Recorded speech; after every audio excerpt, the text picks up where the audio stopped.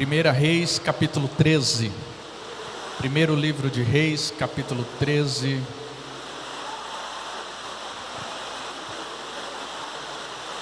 Aleluia.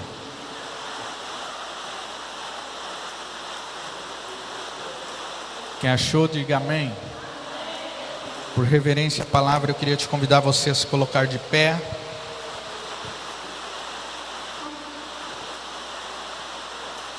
Um profeta faz predição contra o altar. Amém? Verso 1 em diante. E eis que, por ordem do Senhor, um homem de Deus veio de Judá a Betel, e Jeroboão estava junto ao altar para queimar incenso. E clamou contra o altar com a palavra do Senhor, e disse: altar, altar, assim diz o Senhor, eis que um filho nascerá à casa de Davi, cujo nome será Josias, o qual santificará sobre ti os sacerdotes dos altos, que queimam sobre ti incensos, e ossos de homens se queimarão sobre ti. E sucedeu naquele mesmo dia um sinal, dizendo: este é o sinal de que o Senhor falou, eis que o altar se fenderá, e a cinza que nele está se derramará. E sucedeu, pois, que ouvindo o rei a palavra do homem de Deus, que clamara contra o altar de Betel, Jeroboão estendeu a mão sobre o altar, dizendo: pegai nele. Mas a mão que estendera contra ele se secou, e não podia tornar a trazer a si. E o altar se fendeu, e a cinza se derramou do altar, segundo o sinal que o homem de Deus apontara pela palavra do Senhor. Então respondeu o rei e disse ao homem de Deus: ora a face do Senhor teu Deus, e roga por mim, para que a minha mão se restitua. Então o homem de Deus orou à face do Senhor, e a mão do rei se restituiu e ficou como antes. Amém? Só até aqui. Eterno Todo-Poderoso, a Ti nós damos glórias e aleluias. Tu és o autor e consumador, Senhor, de todas as coisas. Tu és, Senhor amado, a essência da vida, e o dom, Senhor amado, também da salvação Tu entregaste através do Teu Filho Jesus Cristo. Fala conosco nesta noite, Senhor, que a Tua palavra seja o nosso alimento, que nós possamos, Senhor amado, sair daqui renovados e restaurados pelo poder da Tua palavra, que alimenta o nosso espírito e a nossa alma. E assim eu Te agradeço em nome de Jesus. Amém? Pode sentar, glorificando o nome do Senhor Jesus, pois Ele é digno de toda honra e de toda glória. Glória a Deus. Este momento é um momento crucial na história do povo de Deus. Sabemos que o primeiro rei no regime da monarquia foi Saul, mas Deus escolheu um novo rei, vindo então Davi. Davi prosperou e cresceu muito o povo, o reinado, as armas de guerra. Foi uma época muito abençoada e próspera. Depois vem o sucessor de Davi, o seu filho Salomão, na qual pediu a Deus sabedoria, e Deus deu a ele sabedoria, e novamente continuou crescendo o reinado de Davi. Porém, Salomão morre, e quando Salomão morre, o seu filho Roboão é o sucessor do trono, do reinado, né? Assim, então, Roboão, ao invés de seguir conselhos dos homens mais maduros, dos mesmos homens que aconselhavam o seu pai Salomão, ele então segue os conselhos dos seus amigos, de rapazes novos que não tinham experiências de vida. E aí todo um reino toda uma nação entre um processo de divisão. E esse outro homem, que é Jeroboão, né, que tinha uma desavença com Salomão, então ele fugiu para o Egito. Enquanto Salomão estava vivo, reinando, ele estava no Egito. Depois que Salomão morreu e ele ficou sabendo que Salomão havia morrido, mandaram chamar e ele volta do Egito para Israel. Algumas coisas que eu queria trazer para vocês nesta noite. Primeiramente, nós vemos que a condição e a vida de Davi, na qual Davi levou a sua vida, foi totalmente diferente do seu filho Salomão. Vemos que Davi tinha a unção de Deus, mas Salomão ele tinha somente sabedoria, e sabedoria é diferente de unção. Você pode ser sábio, você pode ser alguém inteligente, mas se você tiver a unção de Deus, a tua vida é diferenciada, porque é o sobrenatural de Deus que age através da tua vida. E vemos então que Salomão, ele praticou os erros, já começou errado a partir de Salomão.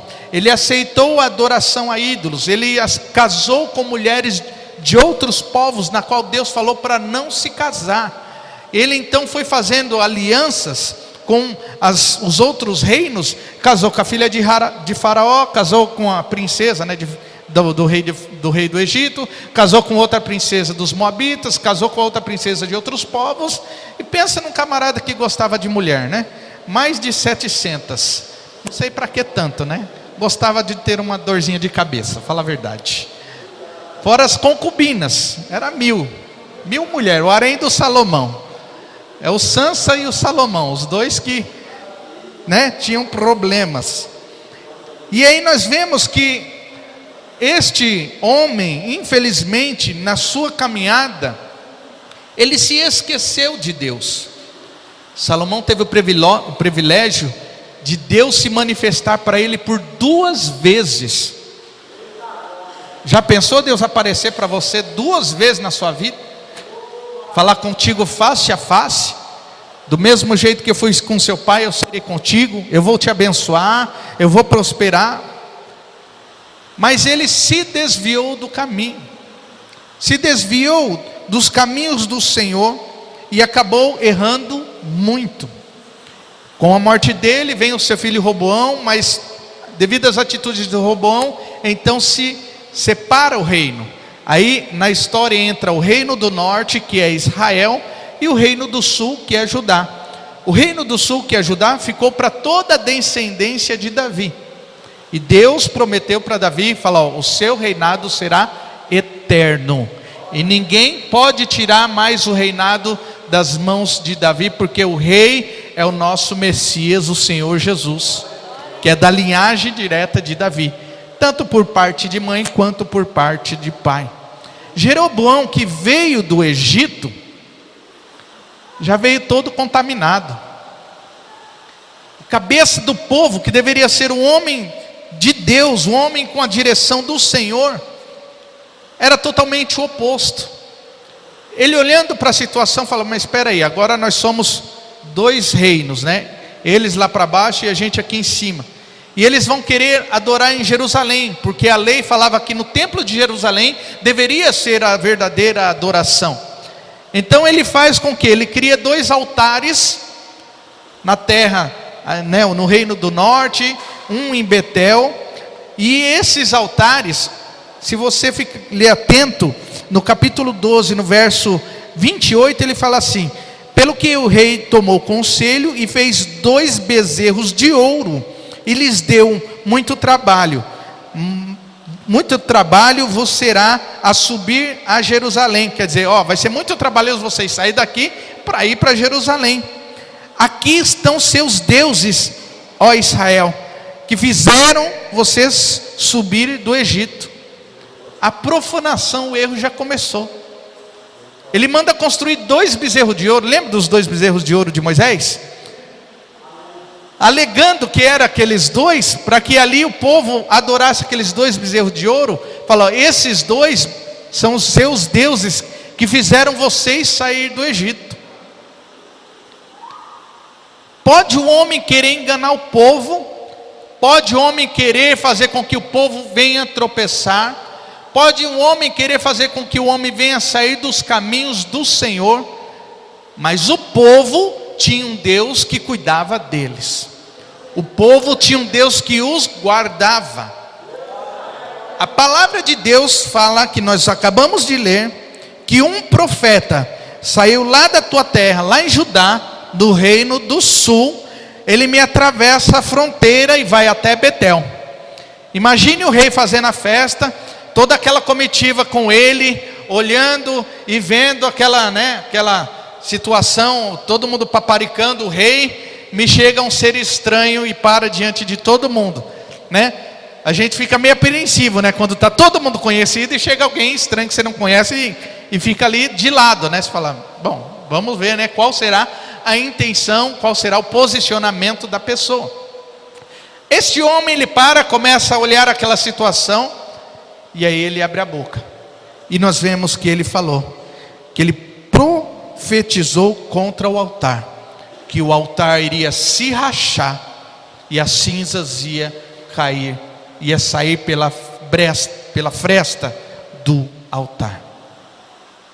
Altar rompido precisa ser consertado. Se algo no teu altar espiritual tem uma brecha, tem uma fenda, hoje o Deus Todo-Poderoso está aqui para fechar esta fenda, está aqui para fechar essa fresta, está aqui para reparar o altar. Aquele que aceita as coisas do Senhor, ele é edificado e abençoado. Aquele homem, o rei, a autoridade, quando aquele profeta fala algo, ele estende a mão e vai começar a falar contra o profeta. Nós lemos no texto que a mão dele ficou seca, na hora, instantaneamente. A vida de um profeta de Deus não é fácil. A honra só vem com o tempo, ou só vem com os sinais. Quando alguém profetiza algo para a tua vida, muitas vezes nós entramos em descrédito. Deus vai fazer isso na minha vida? Tanta gente mais capacitada, Deus vai fazer isso comigo. Mas se Deus falou na tua vida, mesmo que você não acredite, mesmo que você seja como Sara, né, com 90 e tantos anos vai ter um filho, não tem como. Já foi minha época, já acabou. Falando, não acabou não. Deus ainda faz milagres. E aonde tiver um profeta de Deus e abrir a boca, aquilo que é do Senhor na tua vida vai acontecer. Se for haver restauração, o Senhor vai fazer restauração. Se for para haver renovo, Deus vai renovar. Se for para haver mudança, Deus vai mudar, porque Deus usa os vasos dele. No que ele estende a mão contra o profeta, a mão dele fica seca.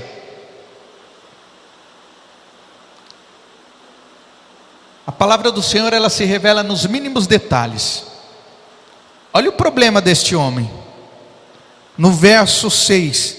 Então respondeu o rei e disse ao homem de Deus: ora a face do teu Deus e roga por mim.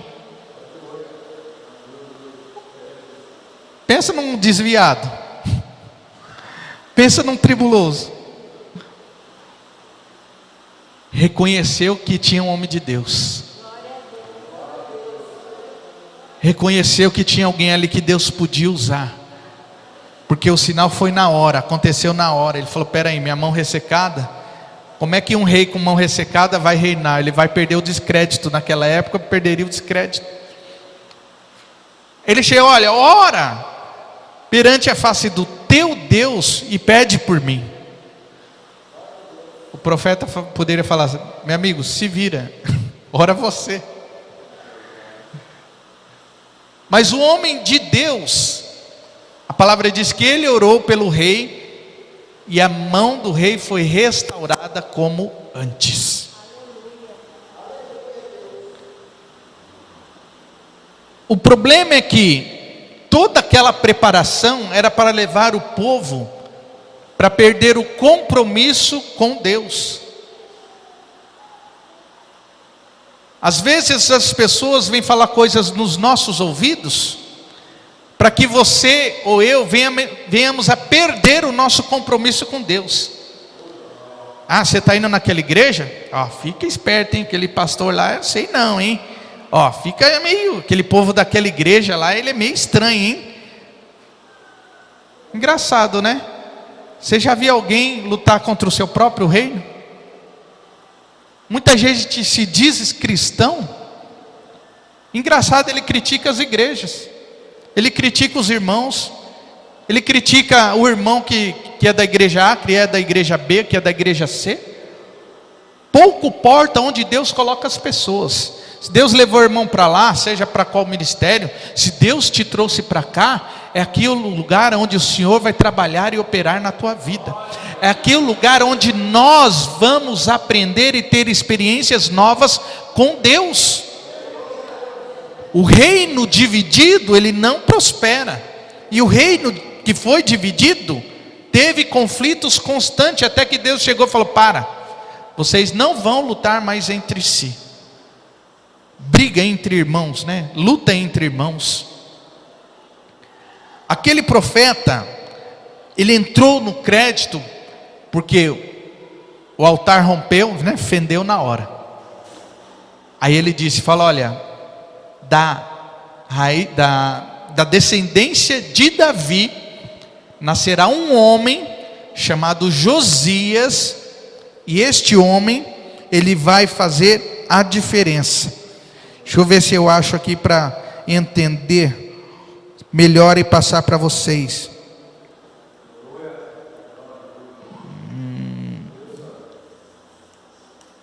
Eis que um filho nascerá da casa de Davi, cujo nome será Josias, o qual santificará sobre ti os sacerdotes dos altos e queimará sobre ti incenso, e os ossos dos homens se queimarão sobre ti. Agora você imagine, ele sai do reino do sul, que era de Davi, da descendência de Davi, vai no reino do norte, onde estava começando o novo reinado, e falar que o reinado de Davi continuaria a ter continuidade, e um descendente de Davi, sabe quanto tempo Josias nasceu depois? 290 anos, quase 300 anos para se cumprir essa profecia. A palavra de Deus, vamos ler lá em 2 Reis, capítulo 23, verso 15.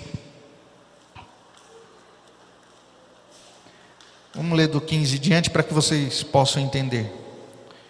E também o altar que está em Betel, e o alto que fez Jeroboão, filho de Nebate, que tinha feito pecar a Israel. Olha, juntamente com aquele altar também o alto derrubou, queimando o alto em pó, e desfez e queimou o ídolo do bosque, toda a idolatria que havia no local.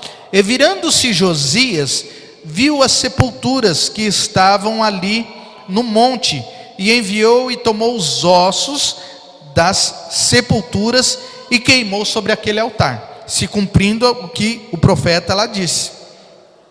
E assim profanou conforme a palavra do Senhor, que apregoara o homem de Deus quando apregoou estas palavras. Então disse: que é este monumento que vejo? E os homens da cidade disseram: é a sepultura do homem de Deus que veio de Judá, apregoou estas coisas que fizeste contra este altar de Betel. 290 anos depois se cumpre a profecia de um homem de Deus. Qual era o nome do homem de Deus? A Bíblia não fala qual era o nome de Deus, não fala qual era o nome dele. De onde ele era? Sabia que ele veio de Judá, não se fala da origem dele, não se fala a família dele, não se fala quem eram os parentes dele ou o nome dele, mas o rótulo ou a marca que ele tinha era que ele era um homem de Deus.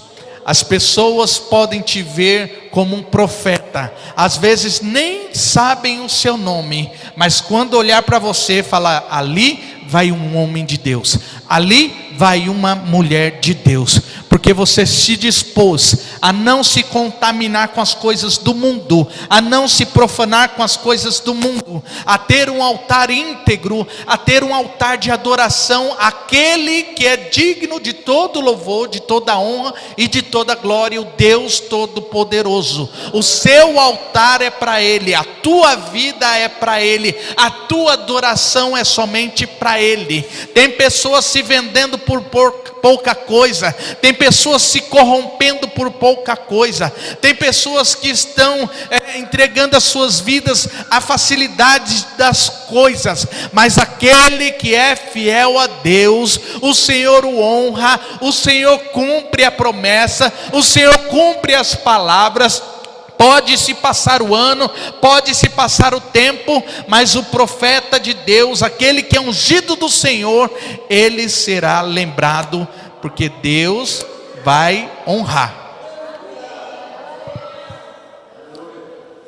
Deus pode não ter honrado aquele homem talvez em vida, mas 300 anos depois, fizeram um memorial, ali o túmulo dele, e Josias, já pensou, ó, coincidência, qual o seu nome? Josias, rei. Ah, você está destruindo tudo isso aqui? Estou destruindo tudo, porque Josias, ao contrário dos reis de Israel, que profanaram, que pecaram, que entraram no caminho de idolatria, Josias veio para trazer o conserto. Josias repara o templo, Josias reconstrói todas as coisas, Josias chama o povo de novo para adoração, Josias chama o povo de novo para o compromisso, porque as pessoas estão vendendo o evangelho de oba-oba, as pessoas estão vendendo o evangelho em que tudo pode.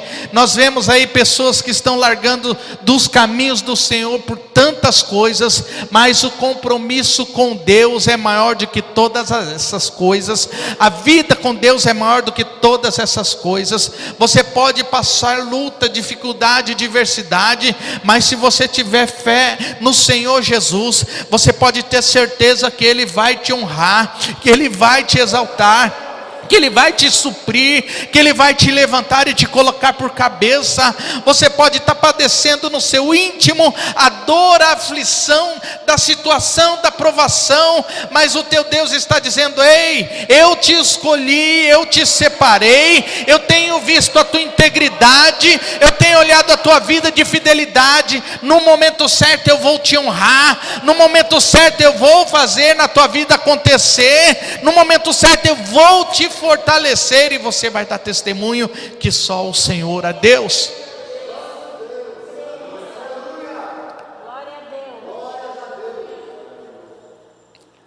Não dá para viver com Deus. Muitas vezes a incerteza vem sobre nós, mas nós já escolhemos o caminho, não tem como voltar atrás. O Senhor é Deus, o Senhor vai fazer, o Senhor vai suprir, o Senhor vai honrar, tudo vai passar pelo processo do tempo. Como a missionária Helena, esse testemunho que a pastora Maria contou, Deus ressuscita um homem que estava 12 horas morto para falar com ela, fala: olha, eu sou contigo. Às vezes a gente acha que dinheiro é a solução dos nossos problemas, e não é. Resolve muita coisa, não vamos ser hipócritas, ajuda em muita coisa, mas não é a solução dos problemas. Tem gente que tem tanto problema, tem gente que tem tanto dinheiro, mas não tem paz. Tem gente que, eu nunca nem vi como é que é travesseiro de pena de ganso, essas coisas, chique. Dorme em travesseiro de pena de ganso, lençol de cetim, todas essas coisas de primeira. Mas se não tomar o tarja preta, não dorme. Vive em depressão dentro do quarto. Não tem prazer na vida. Porque as pessoas não conseguem entender que dentro de cada coração tem um espaço lá vazio, e o único que pode preencher esse espaço é só Deus. Você pode estar na última, assim, na pior da situação, mas se seu espírito e se a sua alma estiver prazerosa e alegre em Deus, você vai ter esperança. Falar: meu Deus vai mudar, meu Deus vai virar esse quadro, meu Deus Ele vai, na hora que Ele quiser, Ele vai mudar essa situação. Seja fiel ao Senhor. Não se corrompa. Não aceite a corrupção. Se alguém vier falar: ó, você congrega na igreja, cuidado com fulano de tal, você manda já falar: ó, está repreendido em nome de Jesus. Fecha a sua boca, você está falando do ungido de Deus. Ah, mas ele é isso, ele é aquilo. Me fala um homem e uma mulher que é perfeito. Todo mundo passa provação, todo mundo passa dificuldade, todo mundo tem os seus altos e baixos. Não existe ninguém perfeito. E às vezes as pessoas querem ser juiz já acusando: fulano é isso, fulano é aquilo. Fala: meu irmão, vai orar por ele, vai jejuar pela vida dele. Nós temos que entender que todos nós passamos momentos difíceis, e nós não temos o direito de acusar ninguém.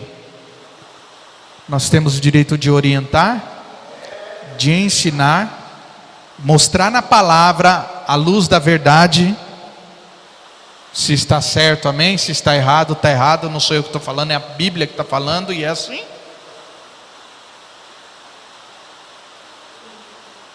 Essas pessoas hoje, além de querer ser dona, elas querem ser juiz, fica apontando, fica falando. Glória a Deus, porque você tem um justo juiz que advoga as suas causas.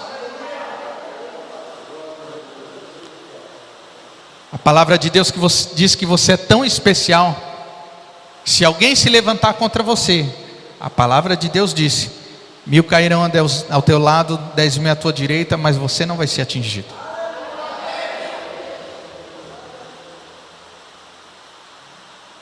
Ser profeta de Deus, homem e mulher de Deus nesses últimos dias, é você ir na contramão do sistema.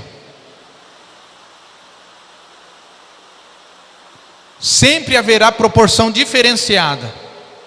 Vamos fazer um culto, vem 3 pessoas. Vamos fazer uma festa, tuti. Não cabe isso, gente. Parece gente até que, mas você não foi convidado. Mas falaram que tinha uma festa, eu vim. Não é assim?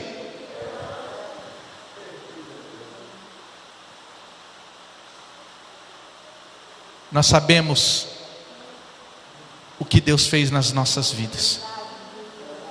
Você sabe de onde Deus te tirou. Você sabe o que Deus fez na tua vida. Você sabe o valor que é o preço do sangue de Cristo Jesus.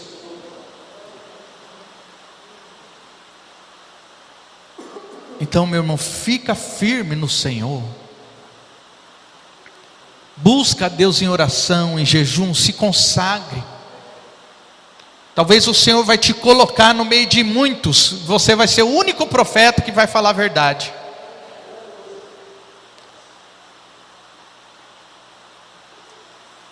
Igual um caso que eu contei do pastor que estava na igreja, a pessoa trouxe a revelação que o homem estava em pecado. Toda a igreja se levantou e naturalmente defendeu o pastor. E estou eu andando no centro da cidade, isso era numa outra cidade. Estou eu andando lá em São Paulo, trabalhando no centro da cidade. E eu fiquei em choque quando eu vejo o homem que toda a igreja defendeu, que era um homem de Deus, se corrompeu. Estava de mão dada com outro homem passeando em plena luz do dia.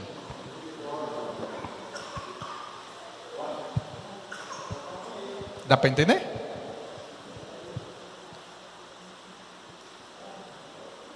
Tem certas castas de demônio que só sai com jejum e oração. Então por que você não jejua e não ora? O inimigo está ao derredor, tentando te fazer cair, tentando te fazer te derrubar. Naturalmente você não vai vencer, então você precisa jejuar, você precisa orar, você precisa se consagrar, você precisa buscar mais a face do Senhor em jejum e oração. Esta é a arma que o inimigo não consegue vencer.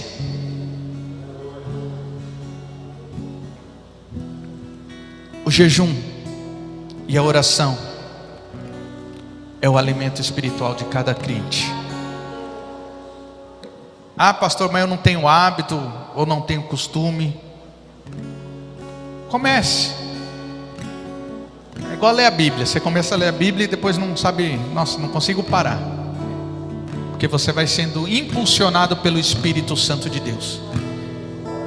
E quando você separa um período de jejum, né, seja 1 hora, seja 3 horas, seja 6, seja 12, o Senhor começa a trabalhar na tua vida de maneira diferente.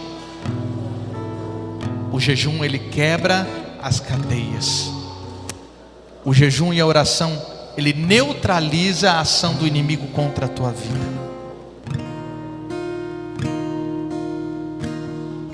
Que você não venha aceitar, que você não venha facilitar para nada que o inimigo ou as pessoas venham te oferecer. A palavra de Deus ainda é a verdade que salva. Jesus ainda é o único caminho. Ele é a verdade e só Ele pode dar a vida eterna, que é a salvação.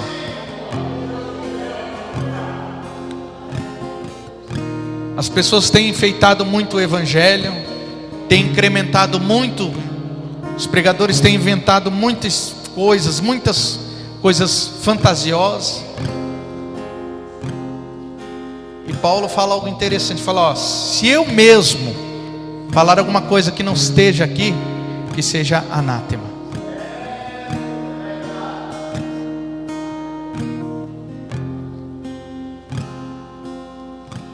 As pessoas querem ajudar Jesus a fazer as coisas. Ah, eu vou fazer assim, vou fazer assado.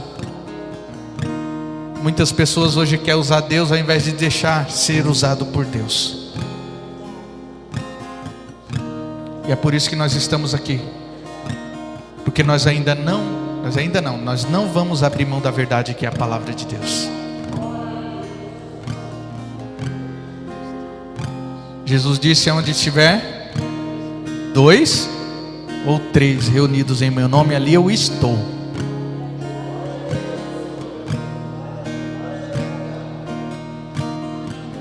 Às vezes é só você olha para o lado e ninguém, fala, eu que vou ter que orar aqui? Fala, é só você. O pastor está trabalhando, a pastora está fazendo visita, os outros membros estão tudo ocupados, é você que Deus vai usar naquela hora. Por isso que nós temos que estar com a vida preparada no altar, irmãos. Você nunca sabe quando você será requisitado do Senhor para uma grande obra. Mas a palavra-chave de hoje para você é que você possa sempre estar pronto.